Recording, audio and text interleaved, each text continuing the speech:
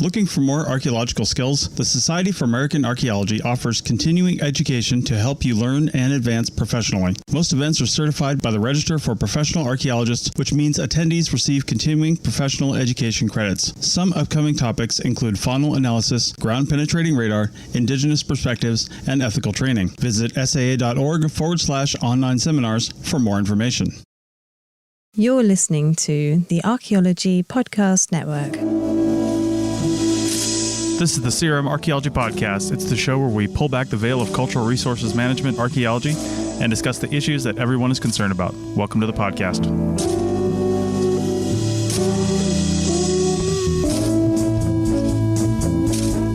Hello and welcome to the CRM Archaeology Podcast, episode 300 for October 30th, 2024. I'm your host, Chris Webster. On today's show, we talk about the past 300 episodes. Did we make a difference? So get out your Kleenex because you're going to miss me. And the CRM Archaeology Podcast starts right now.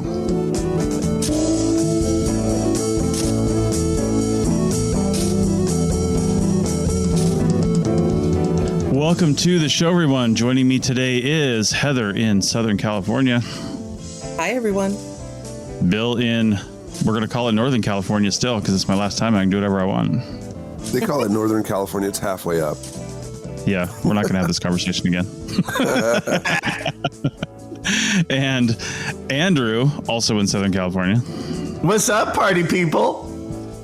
And Doug in Scotland. Man, do I really have to follow Andrew with that? Yeah, you do. You do. It's a podcast. I need to talk to my agent. I should get billing at least before Andrew. Dude, your brand is being destroyed. Yeah, association, man. Yeah. Taking my career down. Yes. All right. Well, this is episode 300. And to be honest, we haven't really celebrated big numbers before on the podcast. I mean, we've talked about like the past when we hit like 100, 200, things like that. But on most of our shows, we just kind of let big numbers go by. I don't know why. We just don't really do much about it. But I thought, just because my circumstances have been changing over the last few years, I just have been thinking over the last probably 6 months, and we've mentioned this in the last couple episodes, that 300 would be a good time for me to kind of hand over primary hosting duties of this show. It's not to say that I probably won't be on future episodes occasionally. I'm more than happy to come back as a like a co-host or a guest co-host or something like that, as the case is. But I've been hosting this show since the beginning. I've been on almost every episode. Yeah, there's one of the reasons why it would be good for me to give over primary hosting duties is because a lot of what we do, Rachel and I simply can't make the recordings on the Sundays that we're doing this. So it's a good opportunity for me to take off and leave the primary hosting duties in the hands of somebody else, and that's going to be Heather. So this episode 300 seemed like a really good opportunity to do that. So on today's episode, we thought we would just kind of take a look back at the past 300 episodes and see, kind of look back to the beginning, and then also just kind of look back at those 300 episodes and the last almost 12 years. It'll be 12 years this February of podcasting, and see, just kind of see what we've done, and feel like we've made a difference. But I did want to just kind of call out the first few episodes because I went back this morning, actually, so it was fresh in my head, just to see, what those first few were like. And if you want to go back yourself, you can go to arcpodnet.com/CRM Archaeology, or just go to arcpodnet.com, and there's icons on the front page there, and you can click on the CRM Arc Podcast logo, and on any one of our shows, actually, when you click on the logo, it takes you to the show page and you see the most current episode. If you look on the right hand side of the page and you scroll down, there's a catalog of every single show in order, listed by year, and you can just scroll down, and if you scroll all the way to the bottom, you'll get to episode 1 for any show. It's kind of a cool little listing, a little catalog. And I went back, February 11th, 2013 was the first episode. Now, I listened to the first bit of it I actually had a different show, and I've mentioned this on the show before, but I had a different show before this, and I sort of rolled the same feed into this show, but I renumbered the episode numbers because I wanted this to be a completely different show. So I mentioned that, and I kind of forgot I did that, but I mentioned that on the first episode of this show as a new podcast because it was a completely different format with co-hosts and just a panel style show. And I forgot that I didn't start it over as a completely new show. I just kind of reused the feed. So the old show was just me reading news articles, and it was completely boring, and I hated it. And I did it for like a year. Then I took a several month break from December to February where I kind of retooled the show, found some new co-hosts, and this is what was born. And on the first episode, it was about just under an hour. I think it was 53 minutes long. It came out February 11th, 2013. And it was me and Sarah Head, who I got her last name wrong because she had a different last name she used online, but didn't let me know that. That comes out in the first 2 minutes. And then Doug Rocks McQueen on episode number 1. And we just basically talked about a few news articles. We introduced them. It was a little dry. I didn't do very good editing. I don't think I did any editing, to be honest with you. I didn't know anything about it. And I didn't have a very good microphone. And I'm not even sure if I had a microphone, to be honest with you. It was really bad. It wasn't terrible. Also over Skype. Oh, yeah. We did everything over Skype for like 6 years. Yeah, no joke. Yeah. Before there was any kind of Zoom, before there was Zencaster, it was us on Skype. I forgot about all that. We didn't have multiple tracks. Yeah, it was all in one track. Well, we did some technical stuff where first it was just Skype. And then I remember we downloaded some sort of, I'm not sure what we call it, extension, plugin or something like that, where we could then record on Skype locally and we'd email that over to Chris. Yeah. And then, man, there was a lot of different things we tried to do. It was definitely rough. Again, I didn't really know what I was doing. I was using GarageBand because I didn't have any other programs. Plus, I was a poor CRM archaeologist, so I didn't really want to buy any other programs. GarageBand came with my computer, right? So that's what I was using. And yeah, it was, we made do with what we had. So it was interesting. Bill, I think I'm not even sure I think you had a master's degree or you were maybe finishing that up or something, but you had like only one kid or something. Yeah. You had fewer degrees and fewer children. I fed one pizza after midnight one day and then it multiplied into another. We had another one. Same thing with you, Doug. Again. Yeah, Doug had fewer degrees and fewer children. No children. Yeah, no children, man. That's a fairly recent thing-ish. Yeah. You weren't even a resident of Scotland yet. No, I was. I'd moved out. Yeah, I don't know if you had your citizen. I don't know if you had your like full citizen or whatever you call it of Scotland yet, though, or the UK. Well, it's a residency. That took 10 years. No, I definitely did not have that at that time. But yeah, I remember because I was at Edinburgh Uni and they had a tiny room in the top floor, which basically was a converted closet. Yeah. Which was where they kept, because I was doing GIS stuff, and that's where they had the computers, like 2 computers with the specialist software. So I got access to that room because I was like one of the only people doing GIS. And that's where I did the first couple of years of the podcast. Was basically a closet and the top you floor. Had one too, boy. Yeah, because I also Bill. You basically, you just hid in the closet in your home, didn't you? Yeah. There was a closet I used to hide into, and it was Arizona. It had no AC or anything. I would just close the door and hide in this, little furnace and record in there. Wasn't it like a closet under stairs or something, totally Harry Potter style or something? No, it wasn't under stairs. Okay. But I remember the key thing was because then my wife also had to corral and rodeo clown our kids so that they would do something else besides scream or be like, open the door, I want to talk to you. Yeah. And so, we'd have to coordinate together and she'd find some activity. Mm-hmm. Man, for a while there, your catchphrase, Bill, was oh man, the kids are knocking on the door. You said that so many times. I can't respond now. They think I'm in here. Yeah. Well, our second episode is where we introduced Bill, and we actually had our first guest as well, Eric Kanza. Eric Kanza and actually his wife, Sarah Kanza, they joined us on several episodes of not only the CRM Art podcast, but the Archaeotech podcast as well later on. But they're from Open Context, and so he joined us on episode 2, where we also had Sarah Head. Russell Allen Willems joined as a co-host then, and Russell was on not as many, but a number of those early episodes for the first, I would say the first number of years we were on. But then Russell and I split off the Archaeotech podcast when we started the Archaeology Podcast Network in December of 2014. Incidentally, the APN is going to have its 10-year anniversary this December 1st. So we started the APN just a couple of years. We started this podcast in 2013. I guess we started the APN just a year later, 2014, December 1st, 2014. So anyway, Russell was on that first episode, the second episode. Bill was on episode 2, and then Doug was also on episode 2. But that episode, I looked at it online, was an hour and 40 minutes. That's before we had any breaks. There were no segments, no anything. We just talked, and that's what I cut it down to, and with a very light editing. We probably recorded for probably 2 hours. We just would go and go and go with no structure whatsoever, just talking.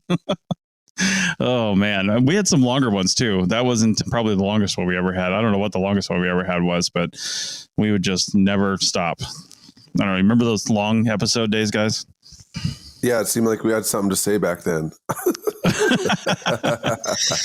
Editing was a discovery. Yeah. You say that now, man. Like, if we didn't have Chris at minute 25 in our final segment being like, guys, that's it. I'm cutting you off. I'm muting you all. Like, we would easily hit like 2 hours on these episodes. I know. Well, that was back when I only had one podcast to edit. Now there's 15. So, yeah.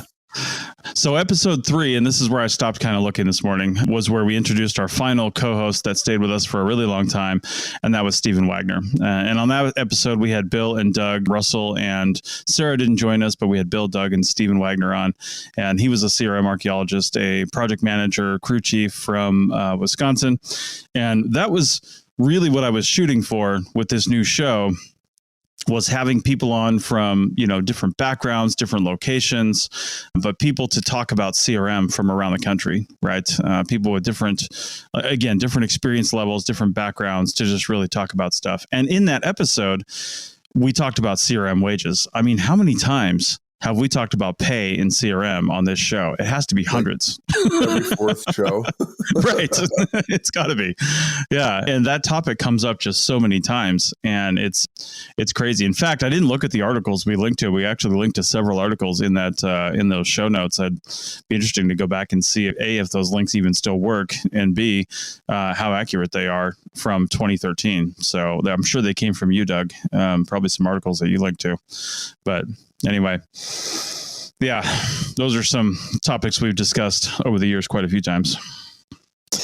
I can't remember. When did Heather and Andrew join us? It's been a couple of years, hasn't it, guys? I've just always been here. I've always been talking in the background. Yeah. Yeah. Finally allowed him to start talking last couple. Now, Heather, why don't you go first? Heather, when did you start? Boy, Chris, I think it was... I was a guest. Yeah. And then you talked to me afterwards. I think it's been 4 years or 3.5 years, something like that. Yeah. It was at least 2021, 2020, some time frame like that. Yeah, you're right. And then we had Andrew on as a guest. I invited Andrew as a guest, and then he, just stuck around. Then I just forced myself onto this podcast. Yeah, Heather, I feel like you were on it a long time before me, but I could be wrong. Like, I feel like you've been on even longer, just because I remember hearing episodes with you in it, just as a fan. And I feel like I heard those for a long time before I, became a part of this or something. But yeah, and I think I've been a part maybe 3-ish years. I know for the Pseudo Archaeology podcast, it's been like over 2, 2.5 or something. Wow. Yeah. Okay. That's a sign I'm getting old.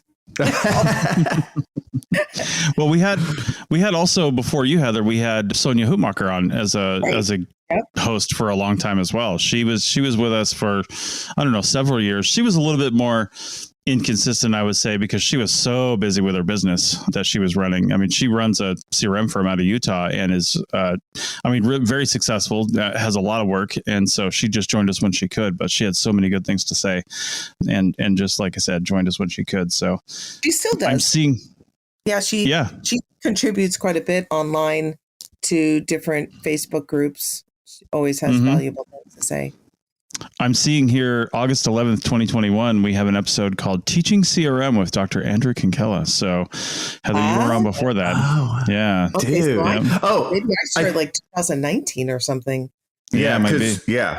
Because that's my first when I was a guest, right? Because I didn't come on like the next, afternoon after being a guest. Like I was a guest, some time passed, and then we had to get over that first, and then kind of forget about it. Yeah, that's a lot of pain. Yeah, so right. All right. Well, now we have to get over that all over again. So let's take a break, and on the other side, we'll talk about the last episodes, the last 12 years, and then we'll just keep doing this. So, all right, back in a minute. All right, welcome back to the CRM Archaeology Podcast, episode 300, and we're just talking about the 300 and little reference there. And we're just talking about, so we were talking over the break about some of the other hosts we've had that, maybe came on and maybe didn't last as long, but they were hosts for a little while. One of those was Bill Octor. He's actually been big in some of the other digital media circles, but Bill Octor was on for a little while, and I actually met him. You know how I met Bill? He reached out, I think, on LinkedIn one time looking for CRM companies that did stuff, and I did some cell tower work. My company did for his company, because he was looking for people to do cell tower work in like California or something. And I did a few cell tower projects for him. And then we just started talking, and then I met him, we just met that way. And then, eventually he came on as a co-host. And then there was Ashley, Doug, that you mentioned. Ashley. I don't remember Ashley's last name. What was Ashley's last name? Ashley Morton. Morton. Yeah, That's right. Ashley Morton. Arizona. Ashley Morton. Yeah. Didn't she end up at a museum somewhere in Idaho or Washington or something? Last I heard. Yeah. Walla Walla. Yep. Yeah. Masters at Idaho, and now she's still in Washington. Yeah. So, and then who else was there? Sonia Hoopmacher. That's right. I can't remember if we mentioned on the show or in the break. Sonia Hoopmacher, who's been on the show lots of times, and she had lots of great advice to give as a CRM firm owner, and lots of good things to say. She's still going strong with her company over in Utah, still doing lots of projects. Who else has been on the show? Let's see. Well, and it was the Women in Archaeology podcast actually started on this show because we did kind of a takeover, and I'll forget all the names, but the hosts of the Women in Archaeology podcast, a couple of them came on as guests, and then we just gave them the show for like a couple of episodes where they did a Women in Archaeology feature, CRM Archaeology based, and then just spun that off into a show that went for several years. And then I don't know if they're actually still doing a show, but they had a Women in Archaeology show for a while on the APN, and then spun that off into kind of doing their own thing, took it off the APN. But that actually started here for a few episodes, which was kind of cool. So, which incidentally, if anybody's listening to this, we could do another Women in Archaeology show. The feed's still alive. So if anybody wants to just do that as its own show, I mean, we're always looking for stuff like that. So anybody else we can think of that has been a sort of a more than one episode co-host of this show? I don't know. Not more than a guest. Yeah, not more than a guest. I don't think that's pretty much it. Yeah, that does sound like it's it. Yeah. One thing I've always wanted to do with this show too, and I've just never really had the energy for it, maybe you guys can kick this off in the next 300 episodes, is I've always wanted to have a feature or maybe a regular guest co-host where they come on for, maybe a season, maybe even a year or something like that. I don't know, but, maybe a number of episodes, but bring on a field tech, right? A field tech of maybe even a new field tech or a field tech. It doesn't have to be a field tech of a certain length of time or something like that, but somebody who's definitely field technician by job description, right? Somebody who's not a crew chief necessarily. Well, crew chief wouldn't be that big a deal because crew chiefs are still basically field techs in a lot of places, but somebody who's a field technician, because to be frank, most of us are not field techs. Most of us are above field techs, right? And we always have been on this show. And but to have that perspective as not just a guest, but somebody who can just come in and bring that perspective, but rotate them through and say, okay, so now our field tech of the quarter, is this person or something like that. And, put something out on Archaeo Field Techs or something and say, who wants to be the field tech co-host for this next quarter or for the field season or something like that. They might have to have a few of them that rotate through, because just like host of the show, the reason I wanted a number of hosts of this show is because of the nature of CRM archaeology, right? Not everybody could make the recording every single time. And, as long as we had at least, 3, maybe 4 people on, I wanted to have a pool of people to pull from. So at least 3 or 4 people could make every single recording because, you're in the field, you're doing stuff, and, we wanted to have enough people to make a panel. So I think that'd be great. And I've always wanted to do that, but I just never really pulled it together. So yeah. I think we do it. I like that. Yeah. Well, there you go. Idea. What is your favorite? Just looking back, what has been what do you think was your favorite episode or episodes, if you have a few, I'm sure. Yeah. And I think my favorite. Please do not say when Andrew joined our show. Just yeah, don't tell the truth. Don't tell the truth. Right. Guys, it's going to be shocking, but Chris is basically going to tell you, as soon as I started messing up the outros, that's his favorite episode. Right. He's got marked down on his calendar. It's basically like, and that's when the shenanigans with Doug started. Yeah. Oh, man. Oh my God. I'll tell you what, we've done so many. I don't know if I can pick a topic or an actual episode number is my favorite, but I can tell you what my favorite types of episodes are, because, we have a lot of episodes where, and there's nothing wrong with this, I'm not saying that, but we have a lot of episodes where, as the editor, when you look at the tracks and there's 4 or 5 of us on there, there's these solid chunks where one person talks, another person talks, and another person talks, right? Where we have our opinions and we say stuff, right? And those are fine. And we need those types of episodes where we have our, we get our thoughts and opinions out there, right? But the episodes where, like, most of us are unmuted and we're having this really lively discussion, right? And we getting in there, especially when we really disagree with each other. It's just like, you just can't wait to speak. You know what I mean? And you're just like, yeah. And when Doug really gets in there and says, Chris, I got to disagree with you, man. And I've heard that quite a bit over the years, actually. And yeah, I was gonna say the second place episode, Chris's second favorite is the one about a year ago when I was like, I actually agree with Chris on this. But again, he the ones where his calendar, he knows what episode that was. I'm pretty sure Chris got tattooed on like his arm right there. Right. Yeah, I asked him to see that tattoo. It's like me in quotes. Chris, I completely agree with you. The date and everything. I know, right? But those ones where we, those ones where we really have really lively discussions. I really enjoy those. I really got into those because I think those are the ones that probably listeners enjoy the most as well. You know what I mean? I mean, the other ones are very informative, and that's what kind of the point of a podcast is. But I also think having the ones where maybe it's a little more levity, and not even that, but just a little more, just where we're just a little bit more excited, and a little bit more into the conversation is a little more conversational style, I guess, is the one I really get into. So I like those a lot, those style of episodes. I think I had a lot of fun doing because we haven't done a lot of these in the past. We've done a number of them, but like the holiday gift idea episodes, I feel like we really get into those too. Yeah. I like the Christmas episodes too. Me too. Yeah. So those are fun. Those are fun when we all bring our ideas to that. So those are mine. What about you guys? I like the ones where we have guests. It is nice. I like being on the podcast just in general, because it's, especially at episode 300, it's pretty cool to have been part of something this long. I mean, I can't think of any other. I'm trying to think of another archaeology organization I've been part of for this long, but I like when there's guests because they have a different perspective, and it's cool to have other people on here too. Yeah. It's neat. It's neat.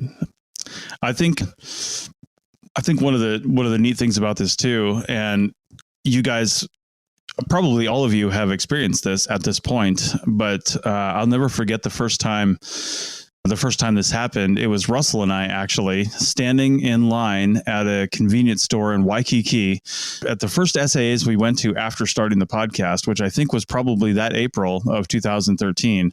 If I had to guess, I guess it could have been the next year. I'm not really sure, but it was whatever SAAs was in Hawaii after we started the podcast. We were at a hotel and we just stopped for like a water or something, and there was a line of people in this convenience store, and him and I were sitting there talking, and somebody in front of us turned around and said, "Are you guys on the CRM Archaeology Podcast?"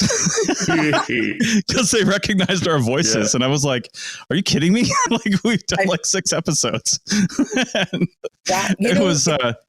Yeah.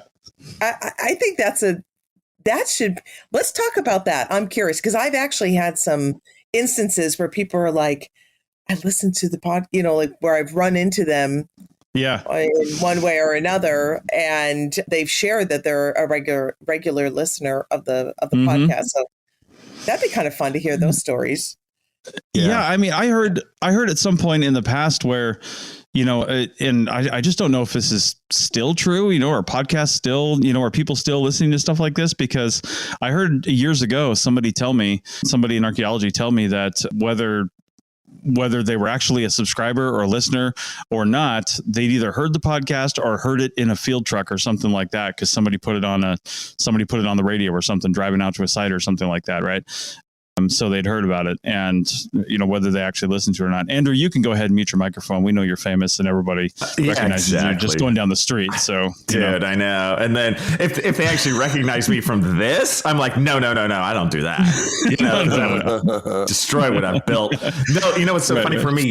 Yesterday was Archaeology Day here in Southern California, and like the Park Service does this whole thing at like King Gillette Ranch. And I went there and I actually have it on right now. I wore my APN t-shirt, just nice, just for fun. And I was shocked how many people actually had listened to the show, like I did not expect, because I would start to explain. I'd be like, Andrew, was it 2? Was it 2 people? All 2 of them. Shocking number. No, just it's like a booth situation, where you have booth by booth, and it's very like it might be a CRM company, or it'll be, a school or whatever. And I'm just going through the booths, and I would talk to the people, and I'd be like, "Yeah, I'm on the CRM Archaeology Podcast," and they would cut me off, and they go, "Oh no, we know, we listen." And I was like, "Wow," that happened again and again. And it I want to say, "Oh, it's all about me," but it's not. Of course, it's the CRM podcast as the entity it is. So I know as we do this week by week, sometimes we feel like, "What are we doing? Should we continue? What's happening?" But a huge percentage of the CRM world listens to it, and I think it's a really cool thing that Chris, that you've built over the years. I think it's even more important than you think. It does kind of feel like you're talking into the void. Yeah, I know, but you're not. I think the one service that this podcast provides, among others, but the one that to me that stands out is that I think not all the time, but we answer questions that maybe some people beginning in their career or even mid-career are too afraid to ask on their own. So if they listen to the podcast, they get some of this inside understanding. And I think that to me is one of the big positives of this podcast. And I think it's, you see it on social media, people kind of joke around.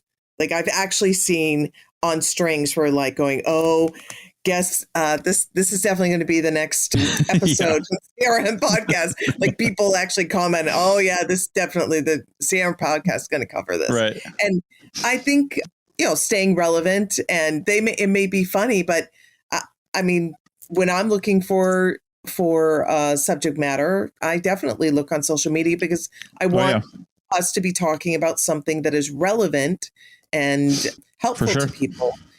Over the time that I've been on, it's happened more and more as I've been on here longer. But And especially now that I'm working across the country and I'm running into new people, I'm shocked. There's people all over the country that are listening to this. And it's happened several times where I get on the phone, I have some connection for one reason or another. Sometimes it's a SHPO office. Sometimes it's another, a company owner or whatever. Mm-hmm. And they start off the conversation. Goes, before we start off, I have to tell you, I listen to your podcast. I listen to the CRM podcast. And it is shocking. So sometimes, we're sitting here, we're recording into, we're just talking amongst ourselves. It's hard to really imagine how many people are listening, but yeah, it's nice to know that. Yeah, it is nice to know. I mentioned it in class about the podcast, and then they were like, "Oh God, everybody's got a podcast." And I was kind of shaking my head, like, "Well, if you want to get an A, you might want to tune in." And not say that. Chris, don't you have the stats though? I mean, like, I know you've changed platforms, like, over the years. We've bounced around a couple of different things, but don't you have like the stats going back at least to like when it was on iTunes, those ones going back, or no? Like, well, as we change platforms, those get wiped out, so I can't see that. What I can tell you is, we can look at the like downloads per month kind of thing. And it's interesting because as I look at those through the years, I mean, the downloads, it's kind of a commentary on the industry, really, because the downloads per month for this show have always kind of stayed the same over the last probably, I would say, 7 or 8 years, give or take. As they kind of went up a bit as people started to know about the podcast, but then they kind of leveled off and plateaued and have never really gone up. And it stays around. I think the last time I looked, I can't actually look right now because of the way we're actually recording this. I can't look at the stats. Thanks, but yeah, and you can't actually either, Heather, the way that we're doing this, because you'll get out of the thing. But I thought it was my fault. No. Neither of us could actually. It's just the way that we're in here. But the stats, it stays around probably 7,000 or 8,000 downloads a month, and that covers not only current episodes but the entire back catalog as well. So, but that's that's kind of a commentary on the industry as well, right? And how many people see it, how many people are in the industry. Because I wouldn't imagine people outside of CRM are, unless you're a former CRM archaeologist and you still want to listen to this, but I can't imagine people outside the industry are downloading the show. It's a very niche topic, right? And that's how it's designed to be. Except, there's probably people looking to learn like software and, customer relationship management and have gotten super disappointed every time they open one of our episodes. Yeah. I have no doubt. Yeah, absolutely. But yeah, so it's never, like, I never expected this podcast to hit the huge numbers. Our per episode download numbers are never reached over like 1,000 in the first few months, unlike some of the other episodes that do, just because that's not how it works. You know what I mean? That's not how a niche podcast actually works. But when you look at the back catalog, that's what's impressive about this show. His back catalog numbers are pretty high, several thousand downloads per episode, because people go searching for a topic and then, they find it and then they listen to it. It might be a show from 7, 8 years ago or 6, 7 years ago, or, a year ago or something like that, but it's still relevant, right? And for the most part, it's still relevant, and they'll go listen to it. And that's why it's one of the reasons I started the Archaeology Podcast Network. I actually talked about that during Rachel and I's Instagram live that we did for the Day of Archaeology yesterday. Andrew did one for the Day of Archaeology with our social media coordinator, Tilly, on Friday. And I watched that. That was pretty good. The 2 parts he did, because, the social media, Instagram kind of screwed up a little bit. But no, it was technological glitches. I mean, it was just the feed would just drop. Ours didn't even work. I actually had to take over ArcPodNet and then bring Tilly in, because ours wouldn't even join. Right. So it wasn't just you. I still don't know why, but it's all weird. That's part of it. Yeah. But if you want to see those recordings, go to ArcPodNet on Instagram and you can watch the lives. Tristan did one as well, and they're all pretty good. So anyway, where was I going with that? Wow, I totally lost my train of thought. Consistency of downloads. Consistency of downloads. Yeah. But anyway, that's right. That's why I started the APN. Was my intent with the APN was always to have like an encyclopedia. Like you look at it like an encyclopedia set, because we talk about archaeology. This is an evergreen podcast because of that, an evergreen network, in that nothing ever really goes out of style. Nothing ever becomes old information. It's old information by nature. So you can just, we have like 20 podcasts in the archive. If you go to our main page and you just scroll to the bottom, you see all the old shows that are no longer producing anymore, but we keep them alive. We keep them active because it's still searchable, good information. Right. So, you go into the back catalogs of the current shows, you go to the old shows, and they're still good. So I think with that, let's take a break, and then we'll wrap up this 300th episode on the other side. Back in a minute. Welcome back to the CRM Archaeology Podcast, episode 300. And that's the last time I have to irritate Tom King by calling it CRM Archaeology, if he listens to it. I know. Hi, Tom. Yep. Hi, Tom.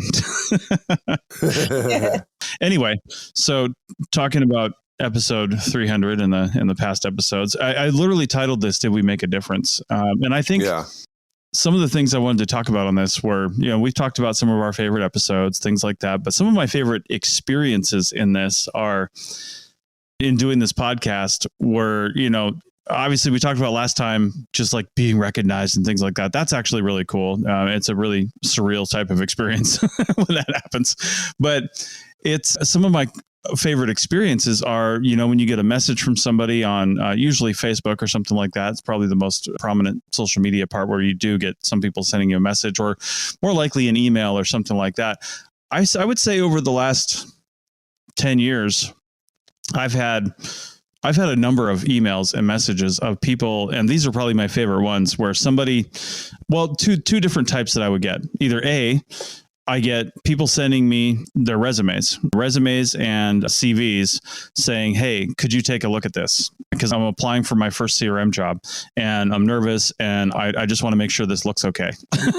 And I listen to the podcast, and, you said, send me this, and they actually do it, right? And then so I'll take a look at it, I'll give them some pointers, and then I'll send it back, and then they'll send me a note and say, "Hey, I got my first job," or something like that, and that's super cool, right?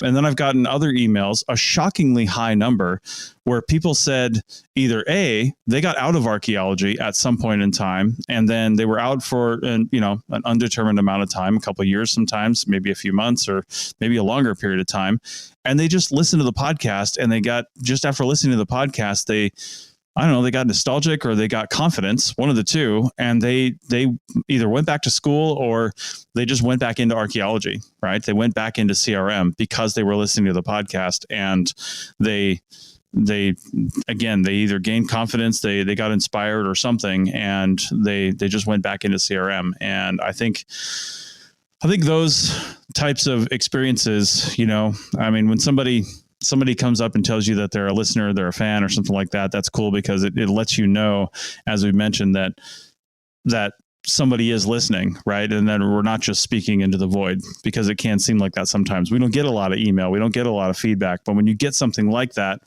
that's really cool, right? Have you guys had experiences like that you can remember?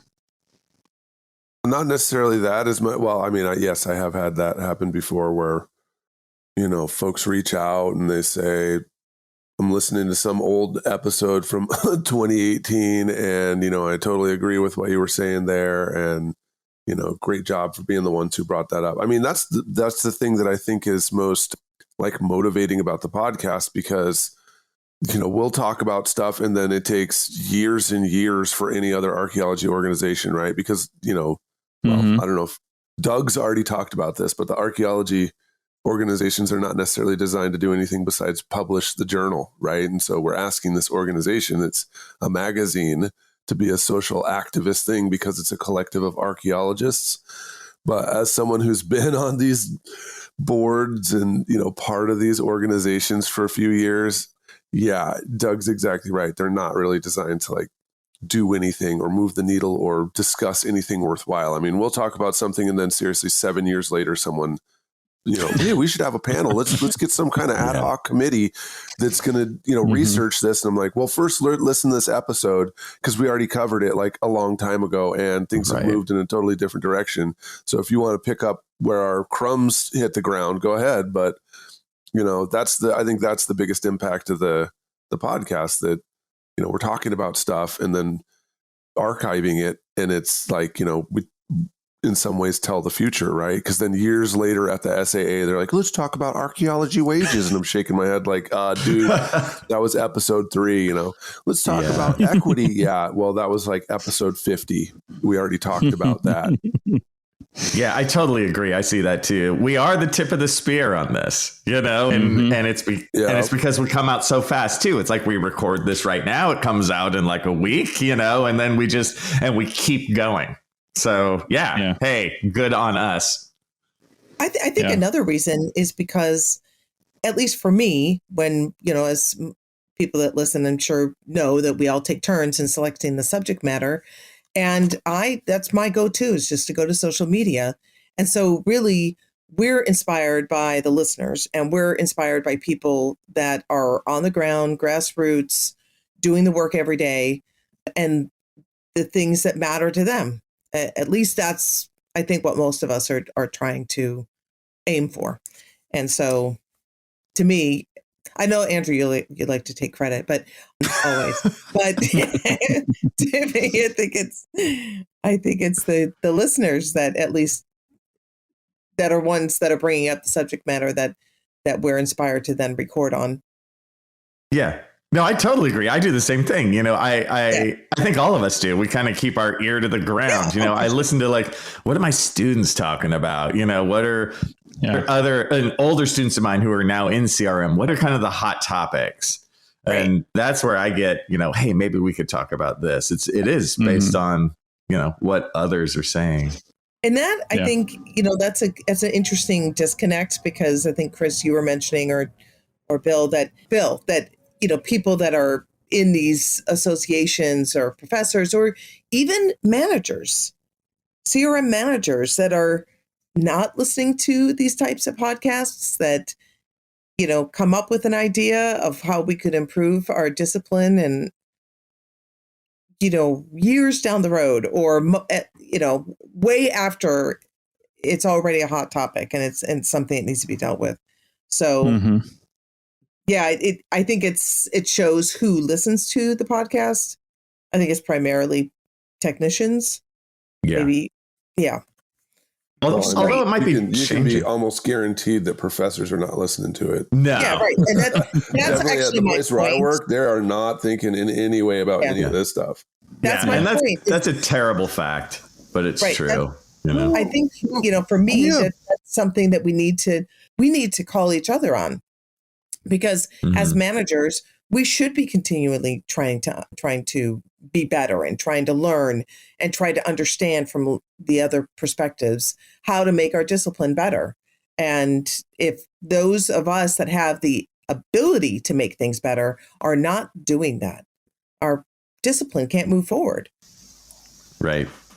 Yeah. And,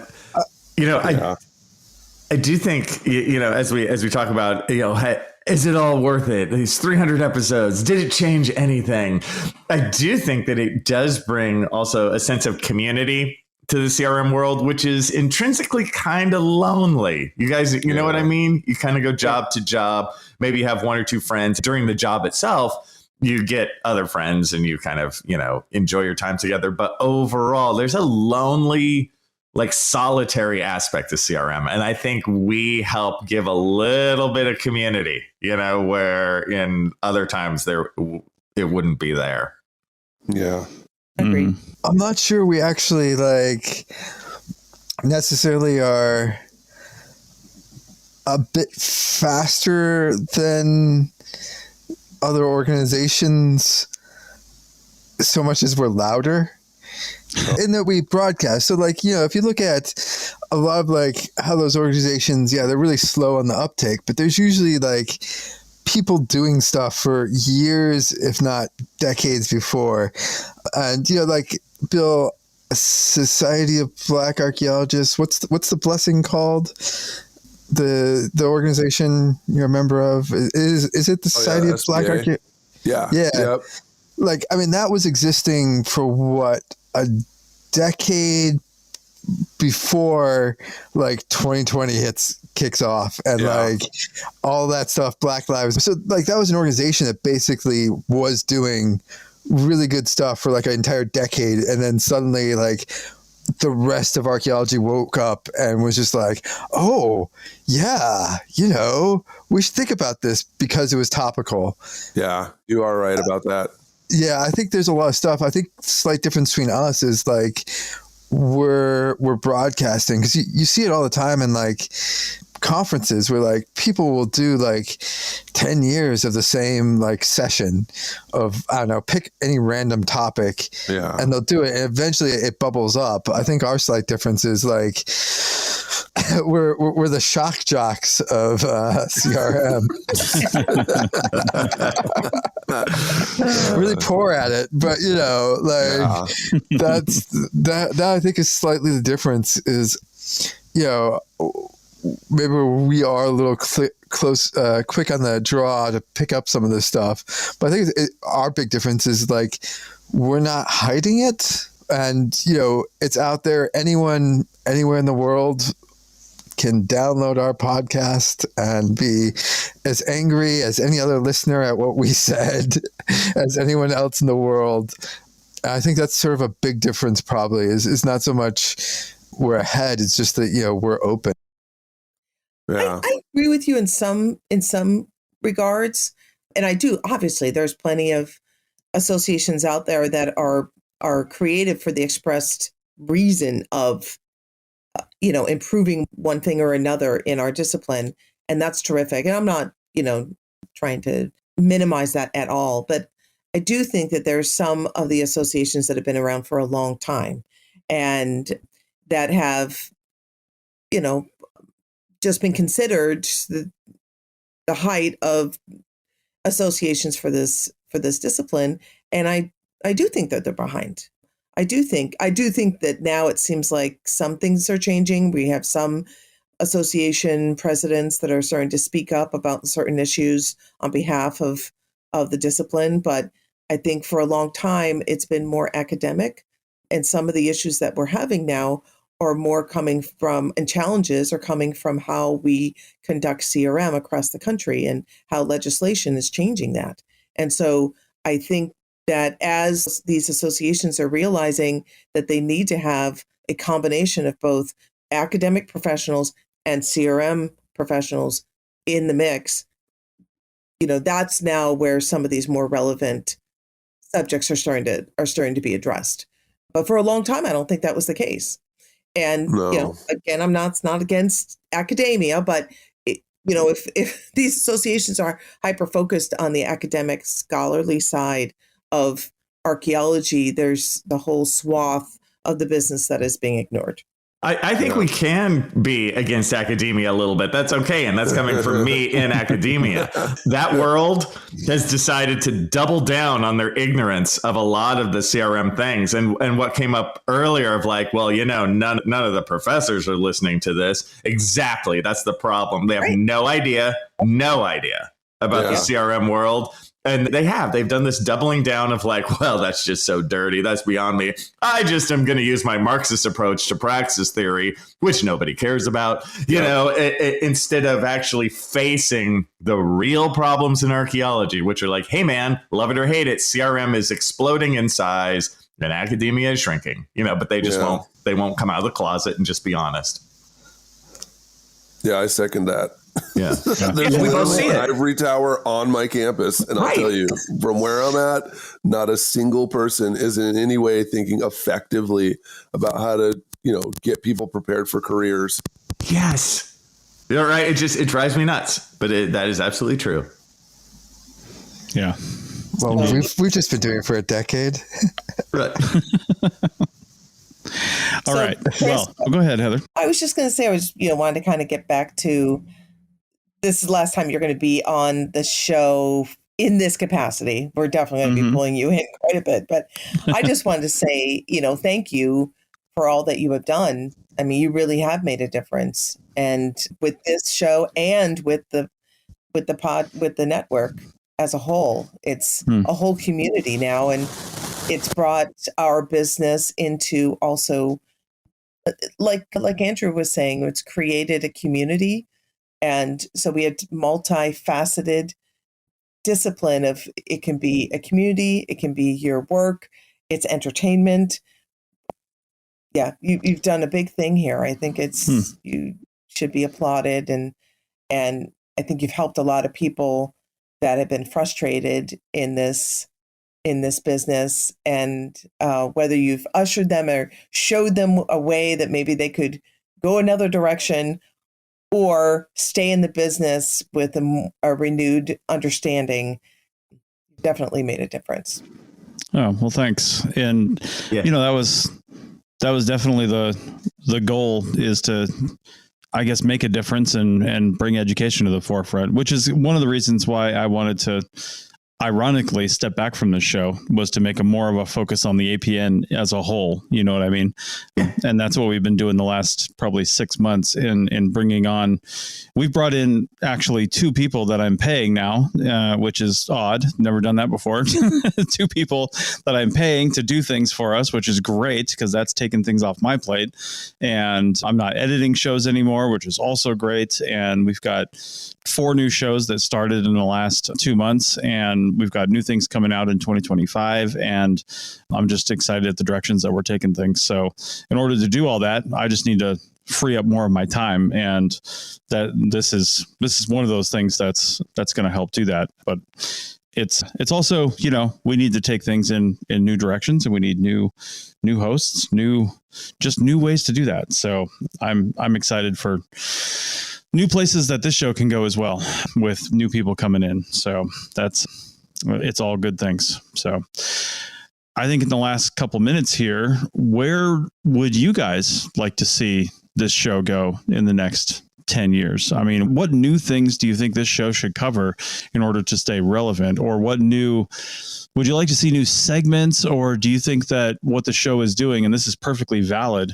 is what this show is doing now, like what it should be doing? You know what I mean? Or should the show be doing something different, or in addition to what it's doing now, like segment wise or topic wise? I'm just going to point out and give our listeners a bit of background into how these episodes sort of work real quick. So we're at almost minute 18. And if I had done something like this, like throwing out an entire new topic at minute 18, Chris would have been like, raging in our little chat box there, wrap it up. I'm shutting this down. Oh, Chris, man. Your last episode, you just thrown it all out there. Just throwing it all out there. In half an hour. I've got to be on the road in a half an hour. We're shutting this down. And I would have been seconding Chris, because I'm his little toad. I've been like, yeah, shut it down. Shut it down. Briefly. Go ahead, Bo. I was going to say briefly, what I'll say is keep doing what we're doing, continue having the guests and everything. But I would like to see some more professors on here, and I would like to see some more CRM people with decision-making power on the air, committing to X amount of dollars or X amount of hours of doing the, training people for the next level. Because there's always conversation about, we need to do that in academia. We need to have more field schools oriented towards, CRM archaeology. And then it's like, okay, so who's going to do that? And then all of a sudden they're like, that was a great show. And they hang up and they move away. And then I go to conferences and talk to PIs that are like, oh man, yeah, we definitely need to have this connection with people. And we really need to help recruit people from field schools and get them out there. And then when you say, okay, well, how would $5,000 work? There's kind of like, ooh, you know what? I don't really have any kind of, it's not a good time for me. So I'd like to have some people on here actually committing to, I'll put 6 weeks of my summer together into doing this, and I'll recruit 15 students, and someone else say, yeah, my company and this company will pony up 10 grand a piece to go through whatever university, and we're going to get it done in 2025 or 26 or whatever, right? Because at the end of the day, the way things are going, it doesn't look so hot for CRM, because they're not creating the kind of like environment where there can be functional careers for people, and students who now there's fewer of are looking and saying, I can make way more money if I just manage a Panda Express than I go into archaeology. And so, when people are adding those things up, borrowing $90,000 for an undergrad degree, and they're thinking, how am I going to pay this off? Right. There's a disconnect, and it's not just archaeology, but I'd like to see some people on the air doing that and work through, in 12 months to get it to happen. Yeah, good call. For example, right here on the air, I teach field school. Give me some CRM companies out here that are going to hire these kids, and I'll teach a field school. 6 weeks, I'll put it down. I'll do it. All right. There you go. Anyone else? I think, obviously, Bill makes a great point. That's a big thing that should be worked on and improved on as time goes on, because it's that aspect of it is so far behind.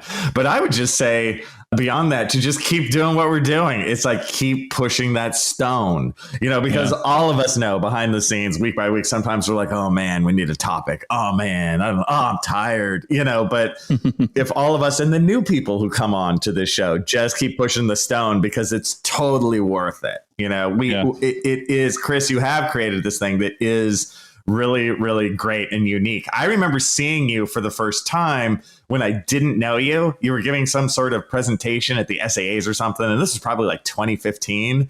And I saw you, and I was like, "That's the guy."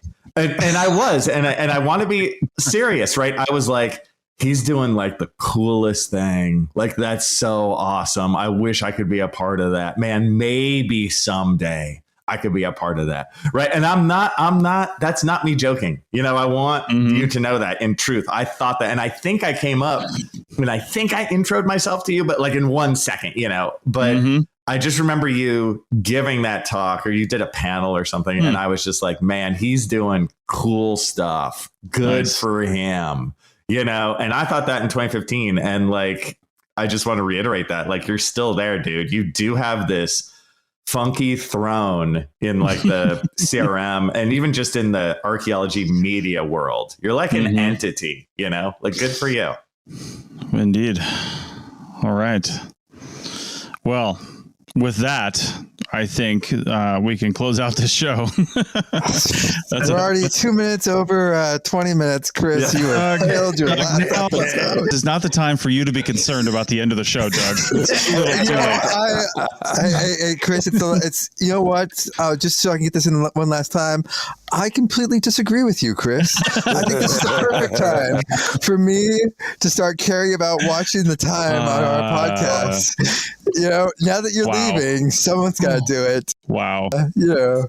All right. Well, with that, this is, I guess, me signing off for the last time, at least as the official host of the show. Heather's going to be taking the reins as the primary host of the show, and the show's going to continue on. And again, my original vision for the show was it just has a rotating, field of hosts, and the show just continues on as CRM Archaeology does, much like a company does with a rotating list of, seasonal field techs. This show would have a seasonal list of co-hosts, throughout the years and decades, and just keep going in some way, shape, or form. So that's how I think it will go, probably forever. So, because as long as there's CRM Archaeology, there will probably be a CRM Archaeology podcast, hopefully, as long as we keep the feed going. I imagine the show will keep going. So here's to another 300 episodes, and thanks, guys, for sticking with it. Thanks, Heather, for taking over the show for this next chapter, and we will see you guys in the field. That's it for another episode of the CRM Archaeology Podcast. Links to some of the items mentioned on the show are in the show notes for this podcast, which can be found at www.arcpodnet.com/CRMArchPodcast. Please comment and share anywhere you see the show. If you'd like us to answer a question in a future episode, email us. Use the contact form on the website, or just email chris@archaeologypodcastnetwork.com. Support the show and the network at arcpodnet.com/members. Get some swag and extra content while you're there. Send us show suggestions and interview suggestions. We want this to be a resource for field technicians everywhere, and we want to know what you want to know about. Thanks to everyone for joining me this week. Thanks also to the listeners for tuning in, and we'll see you in the field. Goodbye. Goodbye. All right. So we'll keep it rolling for see you guys next time. More. We can ruin Chris's last outro. Yeah. No, we can do it. This is right. like my Christmas. I got one last time to disagree with Chris. I got to ruin the outro. Like, man, this is just ticking all my boxes right now. Thank you for this wonderful send off, Chris. It's been a great gift that you've given to me. Rachel, just put all those goodbyes right at the end. Goodbye. We're going to miss you, Chris. Don't be a stranger.